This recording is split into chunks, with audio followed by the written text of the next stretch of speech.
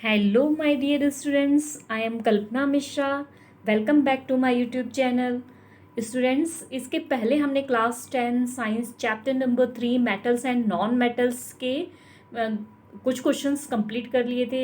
I think page number 40 और 46 के questions. ठीक है, तो अगर आपने उस लेक्चर को नहीं देखा हो तो उसका लिंक आपको डिस्क्रिप्शन बॉक्स में मिल जाएगा, आप वहाँ से पहले उसको देख लेना। ठीक है, तो चलिए स्टार्ट करते हैं। और कई बच्चे कहते हैं वीडियो देख के कि मैम आपने नेक्स्ट वीडियो अपलोड नहीं की, तो बच्चे आप प्लेलिस्ट चेक कर लिया करो चैनल पे जाके। ठीक है, क्लास 10 साइंस की या फिर क्लास 10 साइंस एनसीईआरटी सॉल्यूशन। ठीक है, तो आपको वहाँ पे आपको सारी वीडियोस मिल जाएगी। ठीक है, तो आप लोग सोचते हो मैम ने डाला नहीं, बट मैंने वो वीडियोस डाली होती है। चलिए स्टार्ट करते हैं।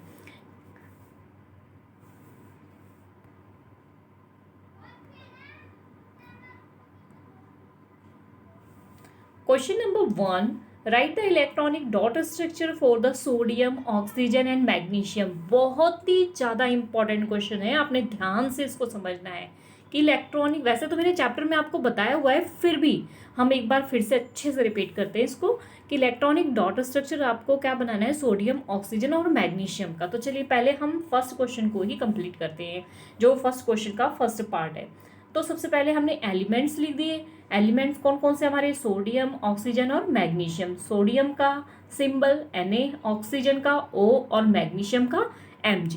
ठीक है, अब नेक्स्ट हमें क्वेश्चन में क्या बोला है, इलेक्ट्रॉनिक डॉट स्ट्रक्चर। अगला बॉक्स हमने बना लिया इलेक्ट्रॉनिक डॉट स्ट्रक्चर। आप चाहे इस तरीके से कर सकते हैं या एक एक एक एक लिख के कर सकते हैं कि पहले एलिमेंट लिख दिया फिर उसका इलेक्ट्रॉनिक डॉट स्ट्रक्चर, जैसे सोडियम का, फिर ऑक्सीजन लिखा फिर उसका इलेक्ट्रॉनिक डॉट स्ट्रक्चर। ठीक है, अब डॉट स्ट्रक्चर के लिए सबसे पहले एटॉमिक नंबर पता होना चाहिए, और एटॉमिक नंबर अभी मैंने इस लेक्चर से पहले, ठीक है, आप चेक करोगे तो मैंने एटॉमिक नंबर की वीडियो डाली है, आप उसको देख लेना, आपको शॉर्टकट में वो अच्छे से समझ आ जाएगी। ठीक है, तो सोडियम का एटॉमिक नंबर क्या होता है, 11। ठीक है, कितना होता है, 11।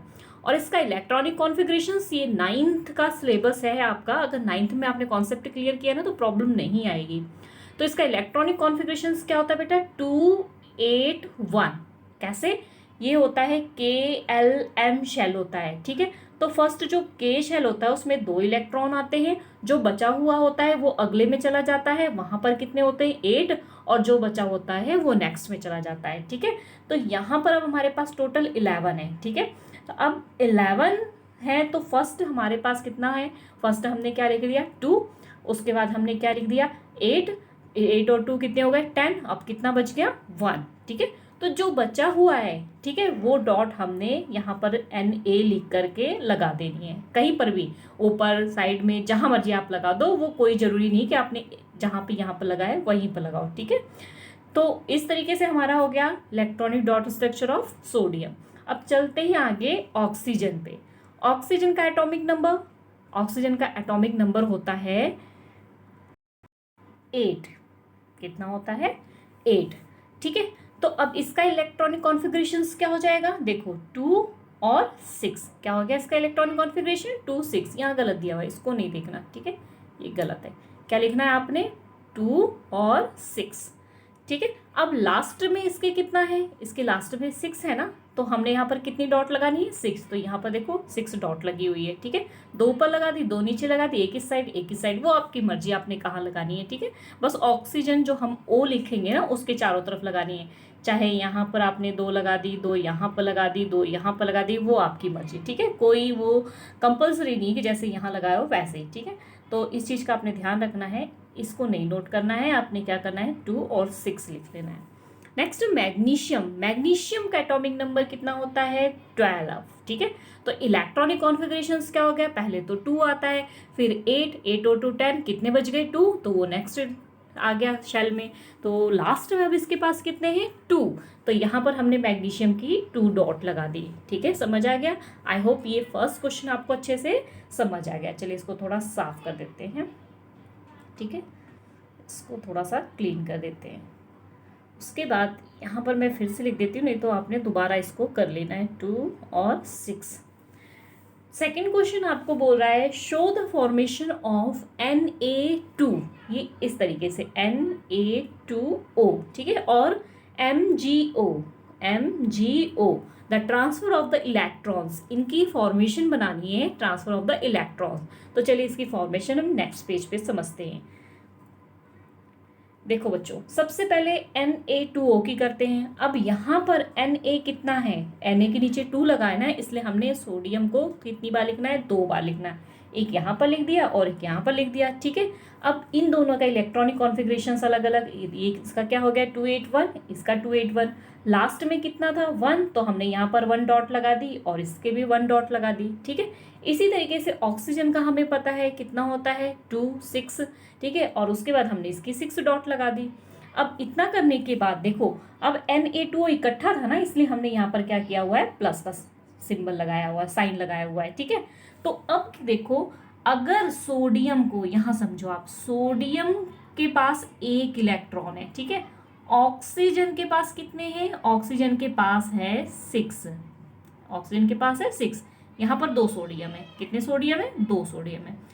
अब इस सोडियम को अगर अपने आप को कंप्लीट करना है, ठीक है, ये 9th का सिलेबस है, पर अभी आप अगर ध्यान से समझोगे तो समझ लोगे। अगर इस सोडियम को अपना शेल कंप्लीट करना है तो कितने इलेक्ट्रॉन चाहिए, इसको 7 और चाहिए, ठीक है। लास्ट ऑर्बिट में कितना होना चाहिए इसके, 8, क्योंकि इलेक्ट्रॉनिक कॉन्फ़िगरेशन 2 8 1, ठीक है। तो इस शेल में कितने टोटल चाहिए, इसको 7 और चाहिए, तो ये कंप्लीट हो जाएगा, फिर अगले शेल में जा पाएगा। तो ये किसी से 7 लेने की बजाय ये क्या करेगा, अपना 1 दे देगा, ठीक है। तो ये जो वैलेंसी होती है ना बेटा, इसकी भी मैं वीडियो 1-2 दिन में फिर से, वैसे मैंने चैनल पे बना रखी है, पर एक बार फिर से डालूंगी, तो आप उसको जरूर देखना, ठीक है। अब ये जो 1 है ना इसका, ये क्या करेगा, इसको डोनेट कर देगा, इसको डोनेट कर देगा, तो ये पूरा कंप्लीट, इसके दोनों शेल क्या हो जाएंगे, कंप्लीट हो जाएंगे। तो जो डोनेट कर रहा है वो हमेशा क्या रहता है, पॉजिटिव, ठीक है। तो इसने भी एक डोनेट करना है, इसने भी एक डोनेट करना है, दोनों अपना अपना एक एक डोनेट करके 2 8 बन जाएंगे, ठीक है, अपना ऑर्बिट पूरा कंप्लीट कर लेंगे, ठीक है। तो अब ये ऑक्सीजन को क्या करेगा, एक तो इसने दे दिया और एक इसने दे दिया। अब ऑक्सीजन ले क्यों लिया इनसे, देखो अब ऑक्सीजन की बारी, ऑक्सीजन का क्या होता है 2 6। अब इसको अपना ऑर्बिट कंप्लीट करने के लिए कितने चाहिए, 2 इलेक्ट्रॉन चाहिए, तो ये 6 देने की बजाय क्या करेगा, 2 किसी से लेके अपने आप को कंप्लीट करेगा ना, ठीक है। तो इसने क्या किया, एक सोडियम इससे इलेक्ट्रॉन ले लिया, एक इस सोडियम से इलेक्ट्रॉन ले लिया और कंप्लीट हो गया। अब यहाँ पर हम क्या देख रहे हैं कि ये जो ऑक्सीजन है इसके पास 8 हो गए, और ये जो है इन्होंने दे दिया, तो ये भी पूरा कंप्लीट हो गए, ठीक है। आई बात समझ में, चलो इसको साफ करके अब हम ऊपर अपने नोट्स में समझते हैं।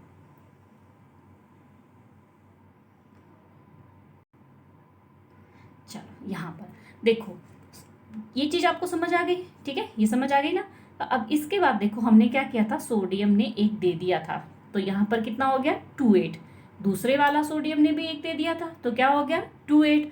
अब ये जो ऑक्सीजन था, यहाँ से इस 8 को हटा देना, ठीक है।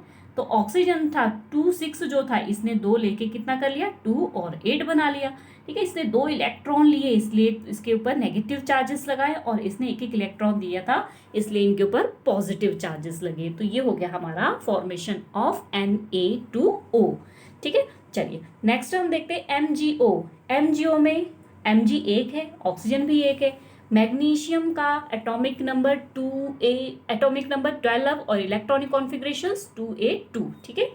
अब इसके लास्ट में 2 था, इसलिए हमने यहाँ पर क्या लगा दिया, 2 डॉट्स लगा दिया। ऑक्सीजन का आप समझ ही गए कितना हो गया 2 6, तो लास्ट में 6 डॉट्स लगा दी।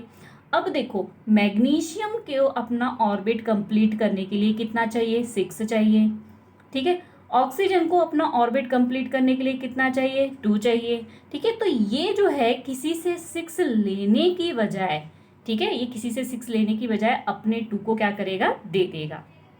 4 लास्ट ऑर्बिट में जब तक 4 नहीं आता ना, आप बस इतना ध्यान रखो, लास्ट ऑर्बिट में अगर 4 1 2 3 4 हो ना, तो उन्होंने इलेक्ट्रॉन देने ही देने, वो पॉजिटिव ही रहेंगे, ठीक है। 4 जो है वो दे भी सकता है, ले भी सकता है, ठीक है। लेकिन 4 से ऊपर अगर आ गया 5 6 7, तो उन्होंने इलेक्ट्रॉन अपने देने नहीं है, वो इलेक्ट्रॉन लेंगे, ठीक है। मतलब 4 तक पॉजिटिव और 4 के बाद नेगेटिव, ये याद रखना है, ठीक है।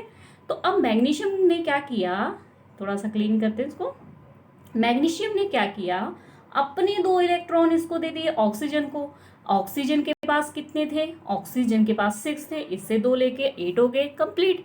मैग्नीशियम ने 2 दिया था तो ये 2 इसका गायब, ठीक है, तो ये 2 क्या हो गया, पॉजिटिव चार्जेस हो गए। और ऑक्सीजन ने जो है 2 लिया था तो इसके पास कितना हो गया, ये 8 हटा देना, ठीक है, तो ये कितना हो गया 2 8 और ये 2 नेगेटिव चार्जेस और ये फॉर्मेशन हो गई MgO की, ठीक है। तो ये क्वेश्चन आपको आगे समझ में। लास्ट थर्ड क्वेश्चन आपका क्या था, what are ions present in this compound. आपको बताना है कि कौन से आयंस इसमें क्या प्रेजेंट है इन कंपाउंड में। तो आयंस अभी मैंने आपको बताया कि Na2 में सोडियम के ऊपर क्या है, पॉजिटिव आयन, और ऑक्सीजन पे 2 नेगेटिव आयंस, और MgO में 2 पॉजिटिव आयन मैग्नीशियम के, 2 नेगेटिव आयन ऑक्सीजन के, ठीक है। आई होप बच्चों ये क्वेश्चन आपको अच्छे से समझ आ गया। अगर फिर भी कोई डाउट है तो आप मुझे कमेंट बॉक्स में बताना, मैं आपको स्पेशल इसी एक क्वेश्चन की वीडियो बना दूंगी, ठीक है।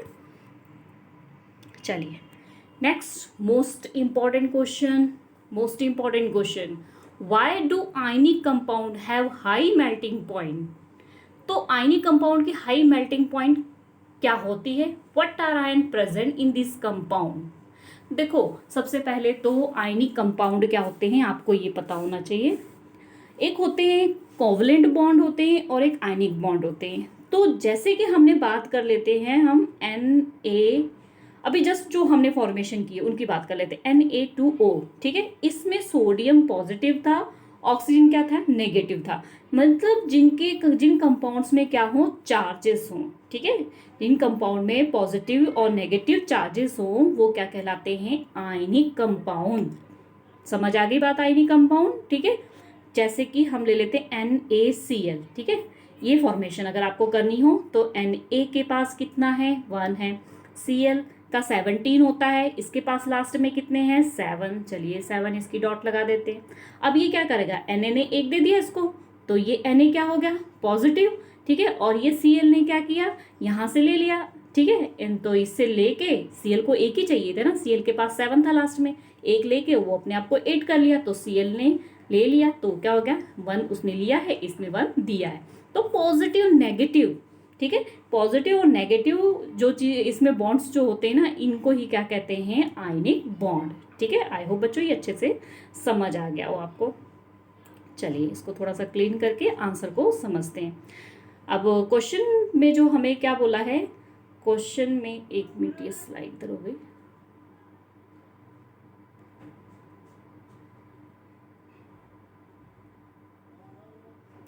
क्वेश्चन में क्या बोला है बच्चे कि आपको जो है why do ionic compound have high melting point. High melting point क्यों होती है, the ionic compound are made up of positive and negative ion. अभी मैंने डिस्कस किया आपसे और आपको समझाया, ठीक है, समझ आ गई बात, ठीक है।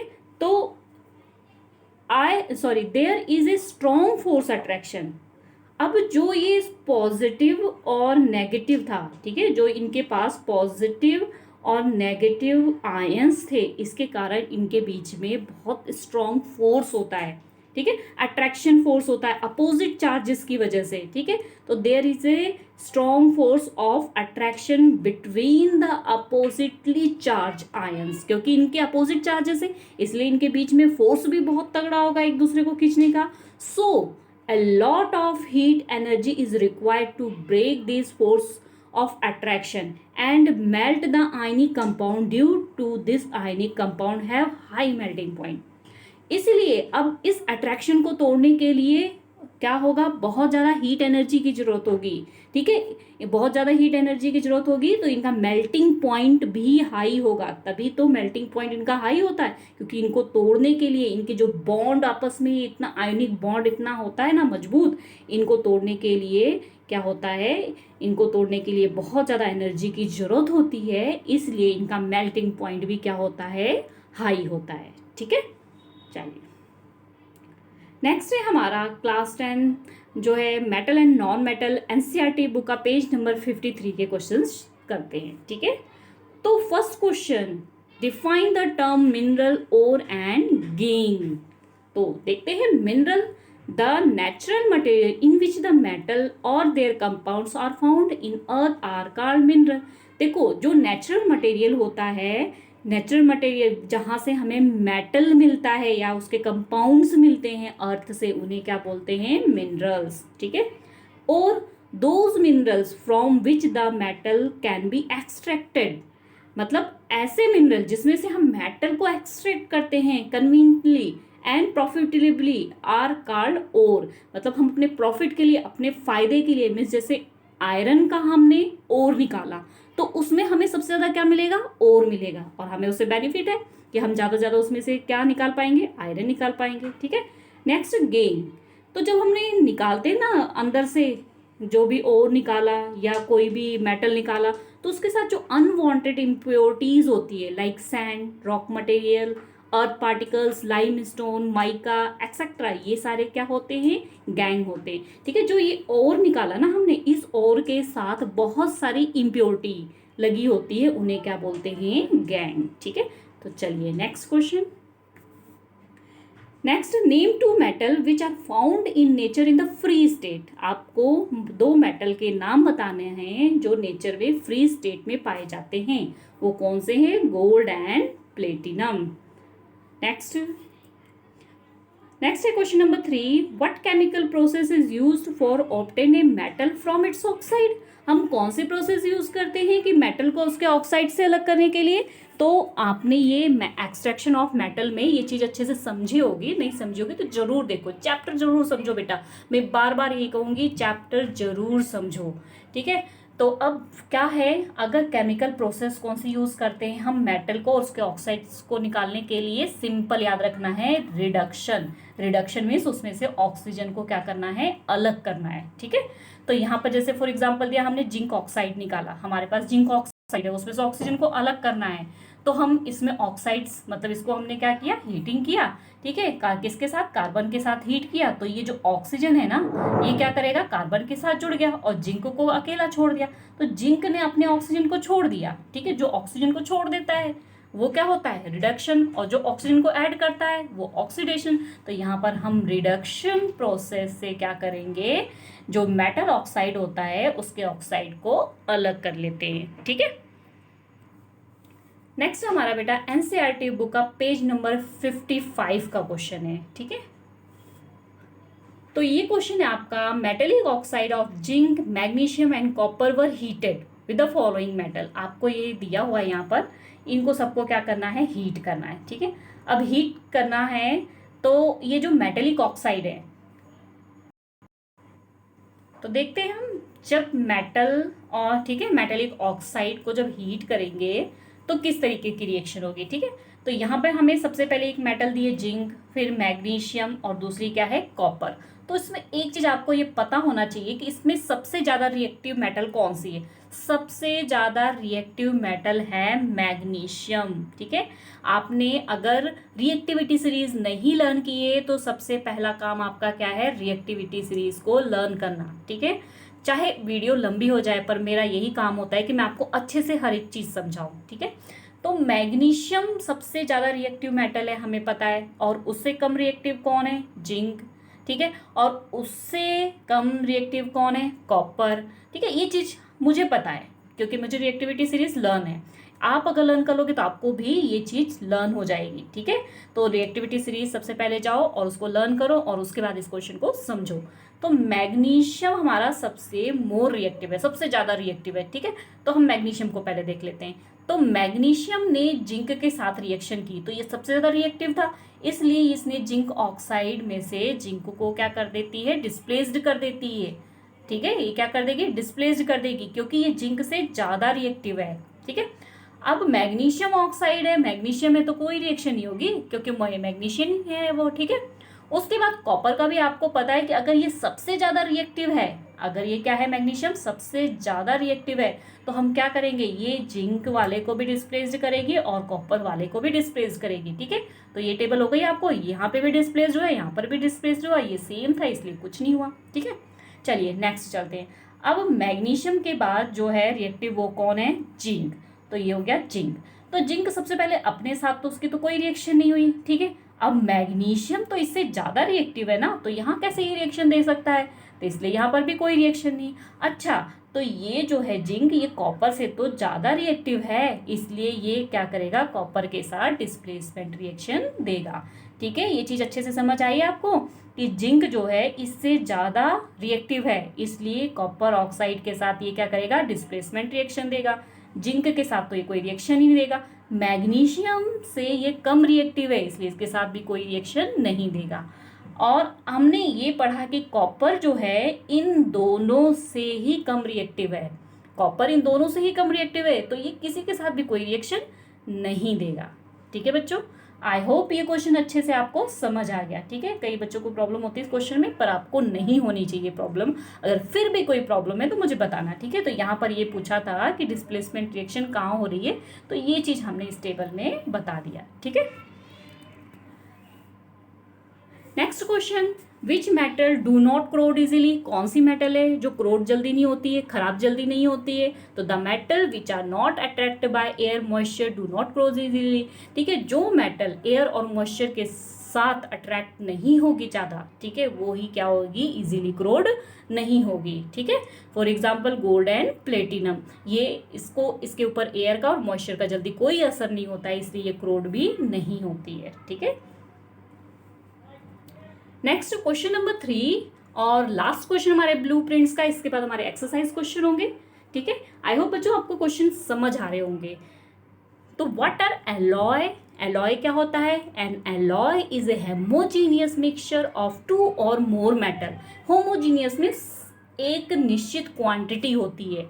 ठीक है, 2:1, 3:1, 5:2, मतलब जो भी रेशो है इनकी वो निश्चित होगी, इसलिए इसको क्या बोलेंगे, होमोजीनियस मिक्सचर। ठीक है, तो उसमें 2 या 2 से ज़्यादा मेटल हो सकती हैं या फिर मेटल और नॉन मेटल हो सकती हैं, तो उन्हें क्या बोलते हैं, जब इन चीज़ों को मिला के मेटल और यहाँ पे थोड़ा सा क्लीन करते हैं पहले, मेटल प्लस मेटल, एक या एक से ज़्यादा, 2 या 2 से ज़्यादा, या फिर मेटल और नॉन मेटल आपस में मिलाएंगे, होमोजीनियस मिक्सचर इनका, उन्हें क्या बोलते हैं, एलॉय। ठीक है, तो एक एग्जांपल दिए यहाँ पर एलॉय की, ब्रोम, ये क्या होता है, एलॉय ऑफ कॉपर और टिन। ठीक है, तो आई होप बच्चों ये क्वेश्चन अच्छे से आपको समझ आ गए हों, तो प्लीज़ वीडियो को लाइक जरूर कर देना, और अगर चैनल पे आप नए व्यूअर हो तो चैनल को सब्सक्राइब कर देना। और अगर आगे की आप बोलते हो ना, जैसे कि मैं अभी पहले बता चुकी हूँ कि मैम आपने नेक्स्ट वीडियो नहीं अपलोड की है, कई बच्चों के मेरे पास कमेंट्स आ जाते हैं जो बाद में देखते हैं, तो या फिर उन्होंने बेल आइकन प्रेस नहीं किया होता है, तो बच्चे आप जो है डिस्क्रिप्शन बॉक्स चेक कर लेना या चैनल के प्लेलिस्ट पर जाकर वहाँ पे क्लास 10 साइंस चेक कर लेना, आपको सारी वीडियोस मिल जाएगी। ठीक है, चलो मिलते हैं नेक्स्ट वीडियो में, तब तक के लिए बाय बाय।